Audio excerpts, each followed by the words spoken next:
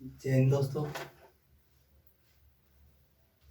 सभी भारतवासियों को मेरी ओर से गणतंत्र दिवस की हार्दिक शुभकामनाएं।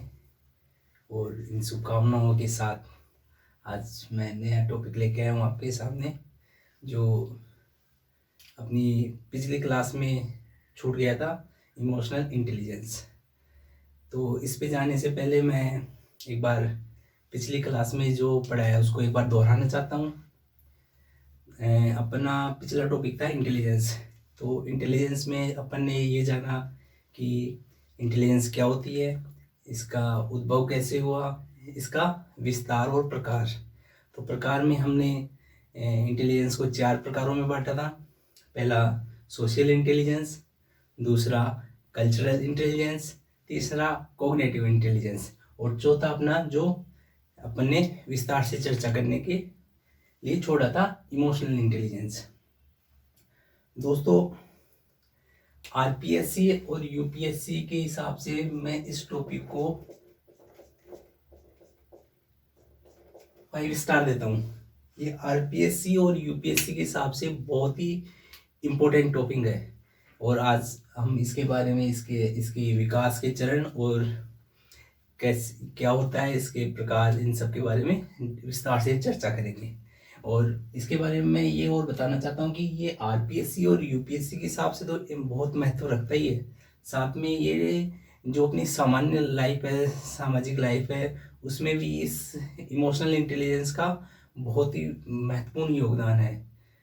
आज जैसे कोई भी अपना साथी या कोई भी जो नया बिजनेस स्टार्टअप करता है या पुराने बिजनेसमैन है, अगर इमोशनल इंटेलिजेंस उनमें, उनका पक्ष मजबूत है, तो वो अपने बिजनेस में सफलता की ओर ही बढ़ेंगे। साथ में राजनीतिज्ञ या कोई जो अपने युवा साथी जो राजनीति में अपना भविष्य तलाश रहे हैं, या जिनकी एक आदत सी होती है कि मैं नेतृत्व करूं, तो उनके लिए मेरे ख्याल से आज की क्लास बहुत ही इम्पोर्टेंट है। तो दोस्तों, आज की क्लास इमोशनल इंटेलिजेंस, इस पे चलने से पहले मैं जो अपनी पिछली क्लास थी इंटेलिजेंस, उसमें कुछ साथियों ने कुछ सुझाव दिए हैं, उनके बारे में चर्चा करना चाहूँगा।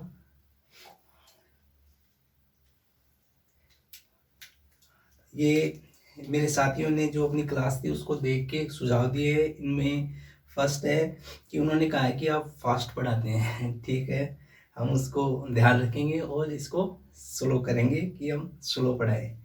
दूसरा, कोर्स सिलेबस के लिए पूछ रहे हैं कि सिलेबस में दोस्तों देखो, मैं आपको बता देता हूँ, ये मेरे पास में आरपीएससी और यूपीएससी का आरएस और आईएएस का सिलेबस है। तो इसमें जो ये साइकोलॉजी, पबेट और एथिक्स, जिनमें हमारे पास में जो भी सहयोगी है, जो मतलब इच्छुक है यहाँ पे निःशुल्क पढ़ाने के लिए, ऐसे अगर मेरे साथ जो भी साथी जुड़ेंगे तो हम आरएस मेंस का कोर्स पूरा ही करवाने की कोशिश करेंगे साथ। लेकिन ये पक्का है कि साइकोलॉजी और पबेट, जिनमें मेरे पास मास्टरी डिग्री है, मैं उनको पक्का पूरा करवाऊंगा।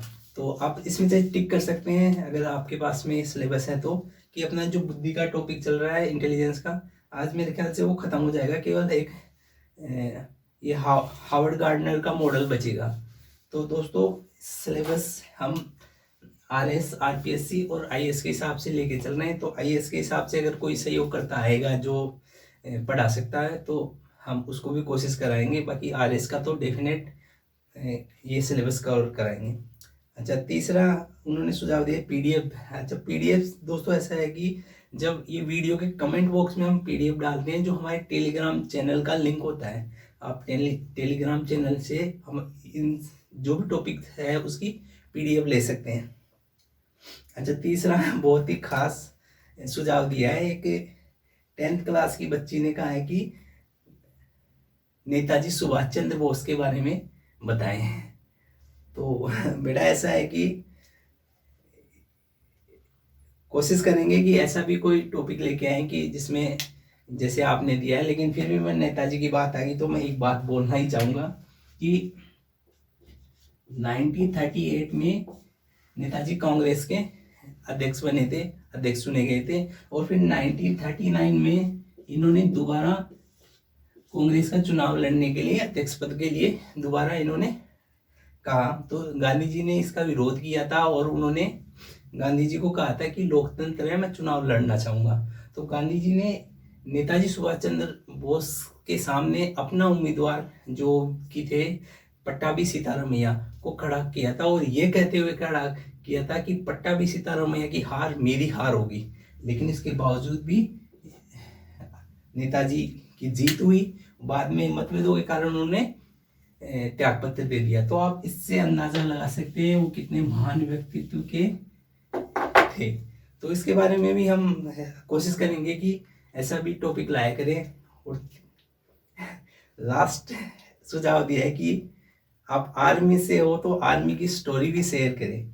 दोस्तों ये भी कोशिश करेंगे कि हम आपको आर्मी की जो भी कहानियां हैं, जो भी अपने शहीदों की, वीर सोल्जर्स की, उनकी कहानियां आपको शेयर किया करेंगे। तो और कोशिश करेंगे कि आर्मी स्टाइल से ही बात किया करें। जैसे आज से ही शुरू कर लेते हैं, आर्मी की बात आ गई तो फिर पीछे क्यों हटना। आर्मी के लिए एक मैंने खुद लिखा है आर्मी के लिए, तो वो मैं आपको सुनाना चाहता हूँ कि जब हम खाक हो जाएंगे, जब हम खाक हो जाएंगे और तुम उस खाक के पास में से भी गुजरोगे तो उस खाक से आवाज आएगी, कौन है? क्यों? क्योंकि मैं हूं असली चौकीदार। जय हिंद दोस्तों। तो आते हैं अपने टॉपिक पे, इमोशनल इंटेलिजेंस।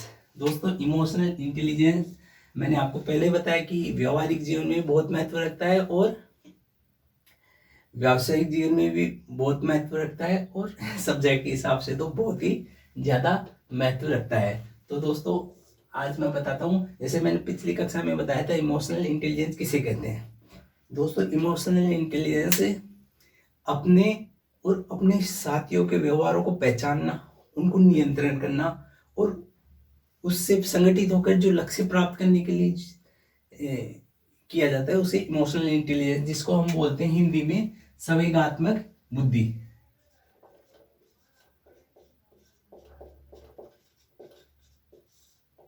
आप पीडीएफ जो मिलेगी उसमें ये इंग्लिश हिंदी वर्ड्स दोनों का यूज किया हुआ है, आपको कोई प्रॉब्लम नहीं आएगी। संवेगात्मक बुद्धि अपने और अपने साथियों के मतलब जो भी मनोभाव होते हैं उनको कंट्रोल करना ही, और उस कंट्रोल करके नियंत्रण करके उससे भावी लक्ष्य को प्राप्त करने को ही इमोशनल इंटेलिजेंस बोलते हैं। सर्वप्रथम इमोशनल इंटेलिजेंस शब्द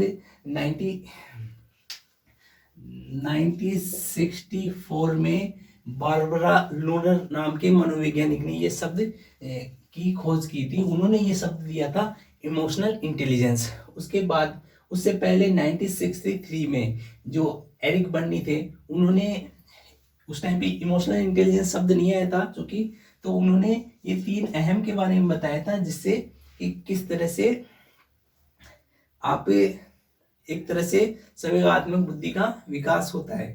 तो उस अहम के बारे में जानेंगे, जो कि एक किसी राजनीतिक के लिए या किसी बिजनेसमैन के लिए या किसी प्रशासनिक अधिकारी के लिए जानना बहुत ही जरूरी है कि इस एरिक बर्नी के मॉडल को प्रयोग करते हुए अपन कैसे अपनी सुविधा अनुसार अपने कार्य करवा सकते हैं। तो आओ चर्चा करते हैं एरिक बर्नी का 1963 जो अहम ईगो नाम से जो मॉडल है उसके बारे में। उन्होंने पहले बताया कि चाइल्ड ईगो से जैसे उन्होंने समझाया कि जैसे कोई प्रशासनिक अधिकारी है जब नई जगह ज्वाइन करता है, या कोई भी राजनीतिक कर्मचारी, राजनीतिक लीडर है, या कोई भी सामान्य आदमी है जो फर्स्ट टाइम पे नई जगह जाता है, तो उसको हमेशा चाइल्ड ईगो को ध्यान में रख के कार्य करना चाहिए। चाइल्ड ईगो से यहाँ तात्पर्य है कि गलती करके सीखने से। तो उसमें कोई भी जैसे नई जगह है तो वहाँ पे वो मतलब जो भी कर्मचारी है उनको इस हिसाब से अपने को आपको पेश करे कि मैं एक चाइल्ड की तरह अपने आप को पेश करे, और वहाँ से धीरे धीरे उनसे वहाँ की बातों को सीखने की कोशिश करे, यही चाइल्ड ईगो है। जैसे एक बच्चा होता है, जैसे उसको जा रहा है और कुछ गर्म चीज लग गई, तो वो उस गर्म वस्तु से अनुभव करके उस तरफ जाने से बचेगा। वही होता है गलती करके सीखना। दूसरा उन्होंने बताया कि पेरेंट ईगो। पेरेंट ईगो से होता है कि जैसे अपने पेरेंट है, वो अपना ध्यान रखते हैं, ख्याल रखते हैं, हम अपनी हर इच्छा को पूरा करने का प्रयास करते हैं। तो वही पेरेंट ईगो है यहाँ पे कि आप भी जब नई जगह जाते हो, जैसे प्रशासन में कहीं गए, तो आप वहाँ के कर्मचारियों से मिलो, उनकी समस्याओं को दूर करो, वही उनके उनके लिए आप पेरेंट बन के बिहेव करो। तो उससे जैसे उनकी जैसे कोई किसी को छुट्टी की रिक्वायर है, तो उसे पहले छुट्टी के लिए आप सहयोग करें, या किसी की और चाहे अपने कार्य से संबंधी या कोई पर्सनली कोई प्रॉब्लम हो तो उसको सॉल्व करने की कोशिश करें, वो ही पेरेंट ईगो है। नेक्स्ट उन्होंने बताया एडल्ट ईगो। एडल्ट ईगो से तात्पर्य है कि जैसे अपने से पेरेंट ईगो हो गया, एडल्ट ईगो जैसे अपने से कोई गलती होती है तो अपने माता पिता अपने को एक समझदार, अपने से ज़्यादा समझदार होने के नाते अपने को समझाते हैं, और अपन बार बार गलती करते हैं तो अपने को पनिश भी करते हैं या अपने को डांटते भी हैं। तो वही है एडल्ट ईगो। जैसे आप प्रशासन में आपने चाइल्ड ईगो का प्रयोग करते हुए वहाँ के कार्य को सीखा, पेरेंट ईगो का प्रयोग करते हुए वहाँ के लोगों से जुड़े। अब एडल्ट ईगो से आप वहाँ पे उनको कार्य करने के लिए इसका प्रयोग करेंगे। इसमें आप शक्ति का भी प्रयोग कर सकते हैं, और आप इमोशनल इंटेलिजेंस का भी प्रयोग करते हैं। शक्ति भी उतनी मतलब होनी चाहिए कि जिससे कि जरूरत हो तभी उसका प्रयोग किया जाए। तो दोस्तों मेरे ख्याल से आपने एरिक बर्नी के मॉडल में जो 3 ईगो बताए उन्होंने, उसको आप अच्छी तरह समझ गए होंगे। उसके बाद में ये 1963 में इन्होंने मॉडल दिया था। 1964 में बार्बर लूनर ने इमोशनल इंटेलिजेंस नाम ये शब्द दिया, और उसके बाद में 1985 में वेन पेन ने इमोशनल इंटेलिजेंस के जो संकल्पना थी उसको और विस्तारित किया। उसके उन्होंने इसी चरण में आगे फिर 90 के दशक में पीटर सेल्वी और रिचर्ड मैन नामक मनोवैज्ञानिक आए। उन्होंने इससे आगे बढ़ते हुए इस इमोशनल इंटेलिजेंस की संकल्पना को और भी ज़्यादा विस्तारित करते हुए उन्होंने बताया कि किस तरह से इमोशनल इंटेलिजेंस का प्रयोग करके एक आदमी अपने कार्य को और विशेष अपना प्रभाव छोड़ सकता है। तो उसके बारे में उन्होंने मॉडल दिया। उसमें उन्होंने 4 चरण बताए। पहला चरण परसीविंग, कि आप के सामने जैसे आप प्रशासन में वहाँ के प्रशासनिक प्रमुख है या सामान्य जीवन में ले लिए, तो परसीविंग का में उन्होंने समझाया कि सामने जैसे ये एक्चुअल में क्या है कि सामने वाले की पहचान करके कैसे, जैसे मैंने पहले बताया कि दूसरों की भावनाओं को समझना, नियंत्रण करना और उस लक्ष्य प्राप्ति में उन भावनाओं का यूज करना। तो परसीविंग में उन्होंने बताया कि किस तरह से सामने वाला व्यक्ति अगर अपने पे कोई गुस्सा हो रहा है तो अपन उसको उसके गुस्से के प्रति उत्तर उसको तुरंत जवाब न दे, अपन वेट करें, उसे देखें और पहचानने की कोशिश करें कि कहाँ पे गलती हुई या कैसे ये गुस्सा हो रहे हैं। मतलब उस टाइम पे उसको प्रति उत्तर नहीं देना चाहिए, थोड़ा वेट करना चाहिए और उसके बारे में सोचना चाहिए कि ये कहाँ पे मिस्टेक हुई, कि कहाँ कम्युनिकेशन में प्रॉब्लम हुई, क्या प्रॉब्लम हुई, और उस गुस्से को मानना चाहिए। उसके बाद में उन्होंने बताया यूजिंग। सामने वाले व्यक्ति में जब आप पे किसी तरह से वो गुस्सा में है या कोई उसके मतलब कोई चीज से वो परेशान है, तो आप उसको उसकी भावनाओं को, जैसे उसका फेस पढ़ना या उसकी बात करने से आप उसको पहचान के उसकी भावनाओं का यूज करो कि, और उससे भावनाओं को उस व्यक्ति से मत जोड़ो, उसको उस विचारधारा से जोड़ो कि कहाँ पे मिस्टेक हुई है, और उसके बाद में कोई डिसीजन लो। अंडरस्टैंडिंग, भावनाओं को पहचानो, कि भावनाओं को पहचानने से मतलब है कि ये व्यक्ति अपने लिए कितना इम्पोर्टेंस रखता है, कितना इसके इस व्यक्ति से अपने जीवन में पहले क्या क्या लाभ हुए, उन सबको पहचानते हुए ही निर्णय लेना है आपने। नेक्स्ट है मैनेजिंग,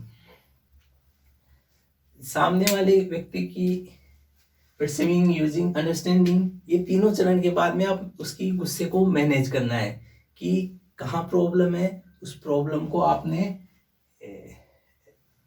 मतलब इस अलग अलग स्तरों में विभाजित करते हुए उसमें कहाँ प्रॉब्लम क्रिएट हुई, कहाँ से प्रॉब्लम शुरू हुई, उन सब चीज़ों को अलग करते हुए उस चीज़ का सॉल्यूशन करना है। यही मैनेजिंग के अंतर्गत आता है, जिसमें आप चाहे तो अपने संगठन में कोई विवाद हो गया, विवाद एक नेचुरल चीज़ है, आपस में हो सकते हैं, तो उनमें जहाँ प्रॉब्लम क्रिएट हुई उसी संबंध में बात करें। पुरानी बातों को या आगे क्या होगा उन बातों को छोड़ के उस पॉइंट को ले और उस पॉइंट को विभाजित करे, और विभाजित करते हुए निष्कर्ष निकाले कि कहाँ से शुरू हुई और कहाँ कमी रह गई, उसके बाद में अपना डिसीजन ले। 1990 में पीटर सेल्वी और रिचर्ड मेयर ने ये इमोशनल इंटेलिजेंस की संकल्पना को विस्तारित किया। उसके बाद में 1995 में डैनियल गोलमिन, जो कि एक आधुनिक संकल्पना है, डैनियल गोलमिन ने अपनी किताब इमोशनल इंटेलिजेंस में इसको बताया कि किस तरह से अपन एक इमोशनल इंटेलिजेंस का प्रयोग करते हुए किस तरह से अपन अपने कार्यों को आसानी से या लक्ष्यों को आसानी से प्राप्त कर सकते हैं। तो उसमें उन्होंने सबसे पहले बताया सेल्फ मैनेजमेंट। सेल्फ मैनेजमेंट में उन्होंने बताया कि हमेशा कोई भी डिसीजन लेने से पहले, या किसी तरह का गुस्सा है आप या किसी बात के खिलाफ है, तो आप डिसीजन लेने से पहले आप एक बार सोचिए और आप ये उसमें निष्कर्ष निकालने का प्रयास करें कि गुस्सा होने में और शांत रहने में जो अंतर होता है ना, जो नकारात्मक बातों का या सकारात्मक, उनका एक योग बनाए, और जिसमें आपको लगे कि हाँ यार इसमें नकारात्मक बातें ज़्यादा है, इसको छोड़ने से अपने को लाभ है, तो उन बातों को छोड़ते जाइए और दूसरी बातों को ग्रहण करते जाइए। मतलब इसमें आपको खुद को अपने आप को मैनेज करना है।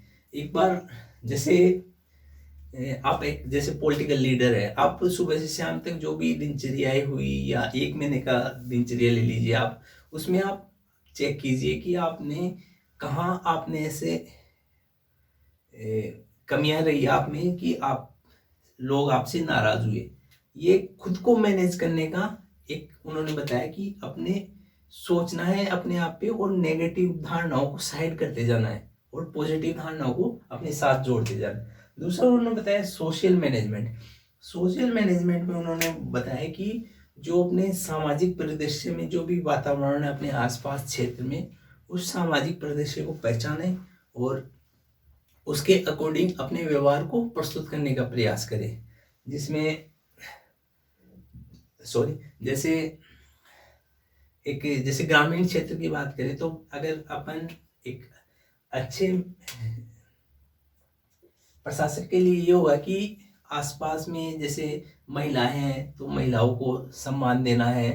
जैसे एक सपोज दैट एक मंदिर में, जैसे कहीं पे जा रहे हैं मंदिर में दर्शन के लिए, और वहाँ पे महिलाएं बच्चे हैं, तो उनको वरीयता देनी चाहिए। मतलब एक सामाजिक मैनेजमेंट करते हुए व्यवहार करना चाहिए। तीसरा उन्होंने बताया रिलेशन मैनेजमेंट। रिलेशन मैनेजमेंट में दोस्तों मैं आपको बताना चाहूँगा एक उदाहरण के थ्रू। जैसे दो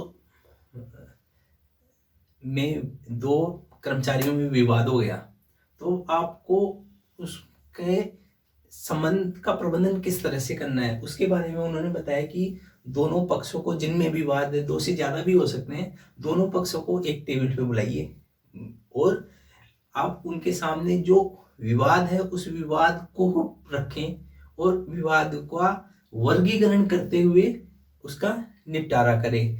हाँ, इसमें केवल बात उस विवाद पे ही होनी चाहिए। ऐसे नहीं कि पहले ऐसा होता था और अब ऐसे होगा, उस चीज को छोड़ दीजिए और उस केवल उसी पॉइंट ऑफ डिस्प्यूट को ही उठाएं और उसका वर्गीकरण करें और फिर कहाँ पे उनमें विवाद है, जो लास्ट कारण है उसको उठा के उसको सॉर्ट आउट करने का काम करना चाहिए। तीसरा उन्होंने बताया एंगर मैनेजमेंट।